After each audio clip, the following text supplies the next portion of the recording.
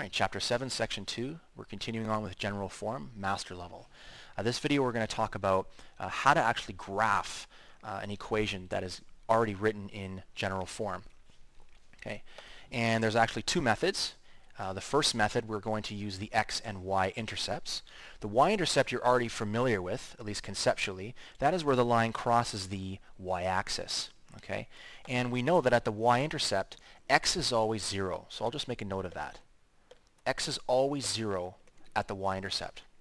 What about the X-intercept? Well, the X-intercept, that's where the line crosses the X-axis. Okay. Well, what do we know is true about Y anywhere along the X-axis? Well, we know that Y is equal to 0. So I'll just make a note here. Y is equal to 0 at the X-intercept. Right, so let's go ahead and actually find out what they are. Right. So let's figure out the Y-intercept first, because that conceptually you are familiar with. So Y-intercept. So I'm going to work with that. Okay. We know that at the Y-intercept, X is equal to 0.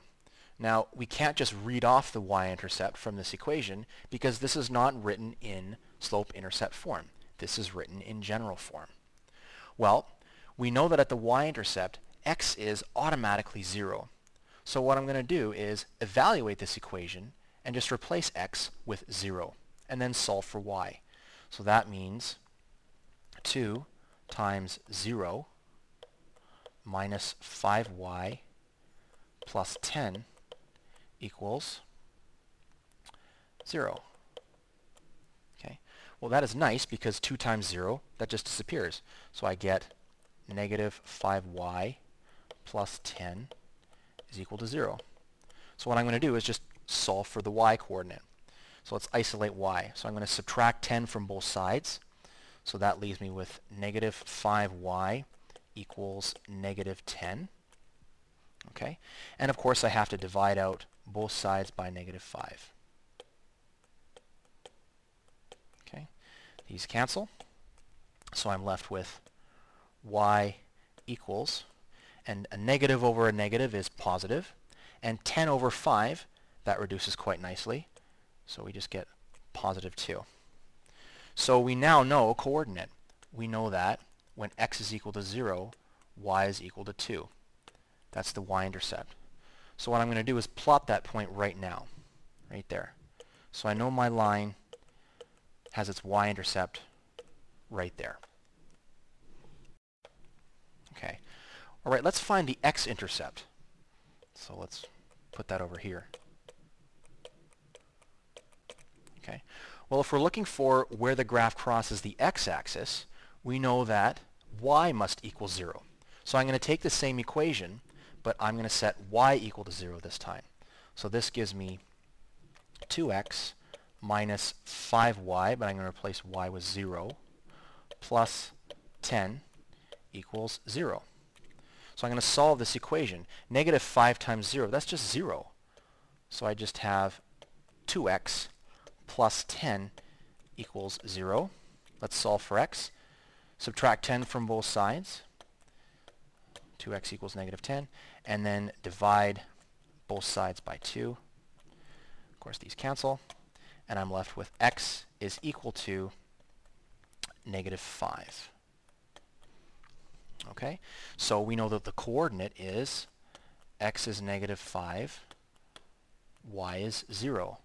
So that point we can plot to right there. Okay, so that is where the line crosses my x-axis. Well, the only line that can pass through these 2 points is this one. So this goes up to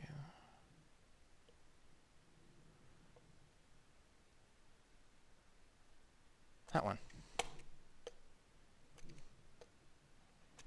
Okay, so I was actually able to graph this line just by finding 2 dots and drawing a line, connecting them, and I didn't have to work with slope at all. So this is one technique using the X and Y intercepts. Okay, now I'm actually going to do the same question again, but I'm going to show you another method to get the same result, and that is instead of using the X and Y intercepts, we're going to take the equation, which is written in general form, and we're going to convert it to slope-intercept form. Okay, that's the first form that we discussed earlier in this chapter.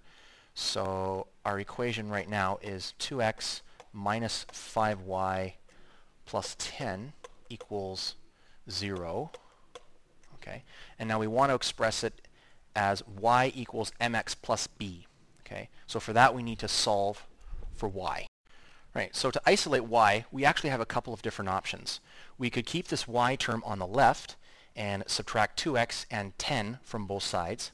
The only problem is doing so, though it's not wrong, this would still be negative, and then I would have to divide both sides by negative 5, which, well, you're more likely to make an error with your signs if you're dealing with negative numbers.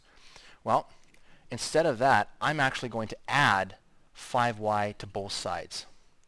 So this 2x plus 10, they aren't going anywhere. So I'm just going to add, here I'll show that. I'm just adding 5y to both sides. So I'm just putting y on the right. The reason being, I don't have to deal with minus signs. Equals 5y. Okay, so now I don't have negatives all over the place. Just makes my job a little bit easier. So now to finish it off, get y by itself, I need to divide everything by 5. Okay, so I have 2x over 5. Well, 2 over 5, that is not reducible. So the best I can do is write that as 2/5. Okay, the x can remain in the numerator, or you can put it here. And next I have positive 10 divided by positive 5, which is positive 2. And that is equal to, of course, these cancel, and I just get y. Okay, so y equals mx plus b. This is my slope. My rise over run is 2 over 5, and this is my y-intercept, positive 2. So we can now graph it. The y-intercept, okay, x is 0, so we know that point is right there. And my rise over run, well, that's 2 over 5, so I should go up 2 and right 5. So up 2, right 5, up 2, right 5. That's really all I need. I could also go down 2 and left 5. I get the same result. But let's connect them using our line, like so. There we go. All right. So it's a different technique, but you'll notice that this line is exactly the same as the one up above it. Okay, we're going to deal with some special cases involving general form. So we're asked to graph this equation in general form, but we're told what the coefficients are. So a is equal to 0, b is negative 2, and c is negative 6. Well, you can see that if a is equal to 0, 0 times x, that's just 0. So in fact, we're not going to have any terms with x at all. So I'm just going to fill in these numbers. I'm going to get 0 minus 2y, because b is negative 2, plus c, but c is negative 6, so I just write minus 6 equals 0. So here I have an equation. There's no x involved. So actually, it doesn't matter what x is. X could be anything. It's completely free. It's not even considered here. So since we only have y to contend with, let's just solve for it. So I'm going to add 6 to both sides. So that becomes positive 6 here. And I'm going to divide both sides by negative 2. Okay, so these cancel. Hence I get y is equal to negative 3. Now we have seen equations that look like this. Okay, y just equal to some plain number. Okay, that is actually the y-intercept, and there's no x term. So this is actually a horizontal line. So the y-intercept is right down here. It has a slope of 0. Okay, so let's do that freehand. Okay, so we notice that if we have something in general form and a is equal to 0, we actually get a horizontal line.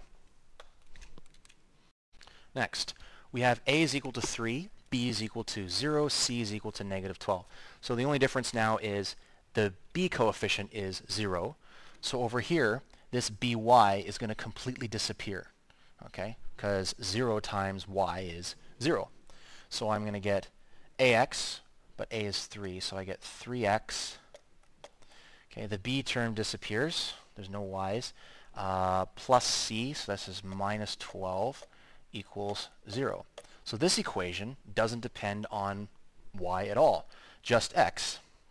So let's solve for it. 3x equals 12, and dividing both sides by 3. Okay, these cancel, and I get x is equal to 4.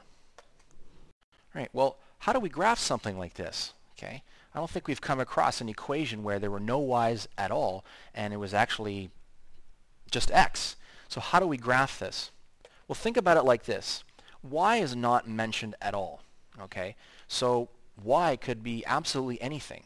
The only thing that this says is that x is always equal to 4, no matter what, okay? So where are all the coordinates on this graph where x is equal to positive 4? Well, okay, if y is 0, which it could be, x is equal to 4. What if y was 5? Well, x is still equal to 4. So that would be here. Okay.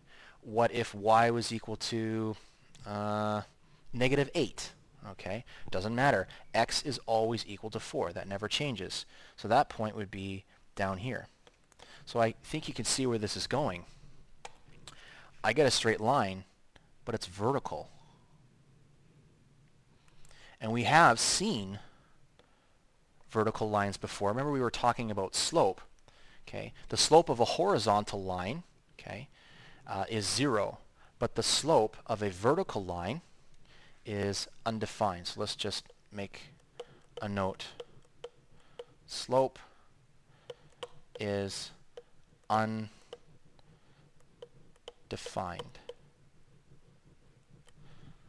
There we go.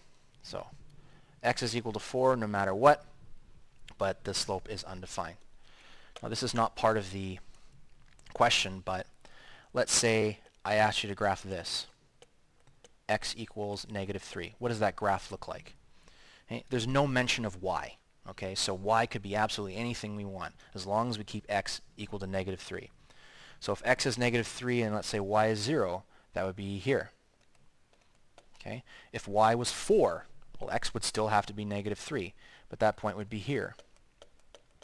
Okay, so I think you can see that, again, we would have a vertical line, but it would run like so. Okay, so there we go.